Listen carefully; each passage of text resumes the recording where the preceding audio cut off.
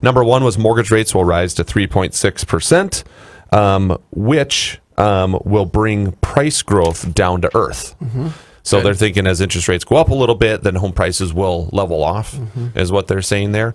I agree with their interest rate prediction. I think that, rates will slowly continue to rise through next year. I don't know if that's going to be the cause of home prices leveling off a little bit, though. I think it's going to be other factors, and I think that home prices are still going to go up. I mean, as far as an appreciation standpoint, what's your guess for next year? 6-7%. I think so too. Yeah. I don't think it's going to be the 2, 3, 4%. I think it's going to be that 6 to 8. Yeah. Number two, new listings will hit a 10-year high, which will hardly make a dent in our ongoing supply shortage. Really, a 10-year high? Well, that would be great. But a 10-year high is what? Evan and I were talking about this last week. What's the most listings we've had in the Twin Cities for the last 10 years? I gotta Yeah, look that that sounds up. 2011. 13,000? Yeah, something Yeah, like that. 2011 they were pretty good. Well, 2011 we didn't have the kind of demand we do now. Correct. I'm going to pull up those stats for next week because I'd be curious. I'd be very curious too. Yeah. But good. I completely agree with their second thought here, is that if we hit a 10-year high in listings, it will hardly make a dent in how much demand there is for buyers out there. Agree.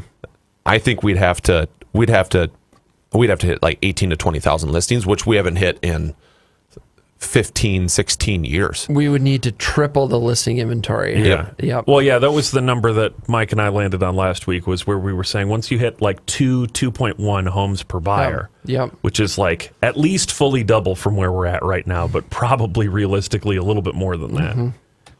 Prediction number 3, rents will increase by 7%. So that is their prediction, Redfin's prediction for 2022. Rents go up another 7% next year. Not in St. Paul, though. Not next year. Right? True story. until they do amend the law, because everybody is seeming to want to add some caveats to that. But even so, I definitely would just rubber stamp this and say, yep, that sounds about right. I think I think they hit it spot on. I don't see rents stabilizing or going down by any means. I think 7% I think they probably hit the nail on the head there. Prediction number 4, home buyers will relocate to affordable cities. Again, this is a national deal, like Columbus, Ohio, Indianapolis, and Harrisburg, Pennsylvania, over the Sun Belt. I mean, that's us. Ultimately speaking, the Twin Cities is very affordable when you look at it on the national scale. We don't need a market adjustment like, if you're out in California, you do for the FHA limits and all that kind of stuff. Right. We're already seeing a lot of people coming here from California for a variety of reasons. And I'm sure that that's going to continue and probably accelerate. Yeah. Because honestly, I don't know about you, but I think Minnesota is a lot better to live in than California. It's natural marketing. It just works that way. Right. Yeah. And so I would agree with them. I mean, it's got to happen, right? Yeah. I mean, you can look at the huge upward pressure from massive price increases on homes in markets like LA, but then you can also point to things like there are more severe hurricanes in Florida, and there are a lot of people that are saying it's not affordable to live here, not because the house is expensive, even though it is in Florida, but because we have to pay so much in insurance, we have to pay so much in upkeep. And you know what? Maybe the center of the country where we don't have gigantic hurricanes twice a year, that looks pretty appealing. So I think to add to that comment, I think that you're going to see the urban sprawl continue.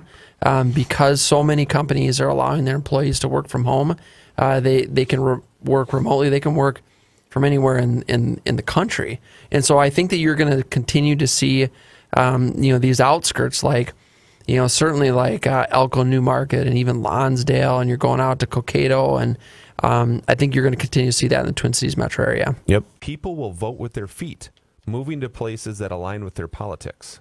Well, I mean, that goes hand in glove with the last one, right? Yeah. There's a lot of division in the country. There's a lot of division in any given state. And there's a lot of ability for people to go where they feel like they're part of the community. And with working remotely and all that stuff, it makes it just that much easier to basically not be so grounded where you're at now. You can maybe move and keep your exact same job, and it's literally just a move and nothing else changes for you. Condo demand will take off. Interesting. I think that's been coming. I think one of the reasons for that is the baby boomer generation, they continue to retire. And they, a lot of them want a place in Minnesota, and they want a place in Florida, or Arizona or somewhere down south. And so, and there's also, there's a big group of the, millennials and Gen Z, and they're, some of them want that easy living where they don't want to have to think about the outside maintenance, and they want underground heated parking and things like that. So I agree. I think you're going to see that. Home buyers will take climate risks seriously. Already happening. I think that this goes hand in glove with the other migration ones. People are looking at the writing on the wall. Like we talked about it last week. Florida home insurance rates are astronomically going up, and it's because there's more severe hurricanes. Yep. Regardless of what your political stances are when it comes to global warming, climate change, all that stuff, it doesn't really matter when the insurance company says, listen, we've got more claims in Florida because of hurricanes and more worse claims, so your rates are going up a lot. Interesting. I've got some new clients that are looking at homes, and I had to give them the listen. Florida isn't like a lot of the country. It's very expensive. Florida and a lot of the deep southeast is getting very expensive because of hurricanes. It's like $500 a month for your insurance. Right. Yeah, imagine where it's like, oh man, I can't get rid of this PMI, and now it's like, oh yeah, and also my home insurance every year goes up by like 80% on average. Housing policy will become central to political battles about climate change. There will be debates about how much local, state, and federal governments should spend on climate resilient infrastructure, bailing out homeowners who have been damaged by climate change, that kind of stuff. It'll be a conversation of how much should we as Minnesotans help to subsidize people who want to keep living in Florida. Oh, interesting. I think that that's a reasonable take. If insurance premiums are going up that much in Florida, my answer to that is come to Minnesota. Yep. I actually think that the snow is kind of nice. I love it. I love the snow today. iBuyers, so this would be like your Zillow Instant Offers, your Open Door, things like that. iBuyers will focus on perfecting a niche service instead of market domination. Well, you've already seen that. I mean, Zillow has they pulled out. They're not buying homes anymore, and so I think they're offloading a bunch too. They are, and so they their business strategy, I think, has failed them, and it just. We questioned that. We were looking at what they were doing specifically in this market because that's where we're at, and we thought, how are they? This doesn't make sense. There's not. This isn't a profitable plan, and it's proven not to be even in other markets throughout the U.S. So I think that's spot on. Yep. I think we'll see less of that. There'll still be. It's kind of like adjustable rate mortgages. See less of it. They're still around. They still serve a purpose in the market. It'll just be less. Yep. Yep. The DOJ will crack down on how real estate agents are paid. Interesting. I mean, that's something that's come up basically every year. Yep.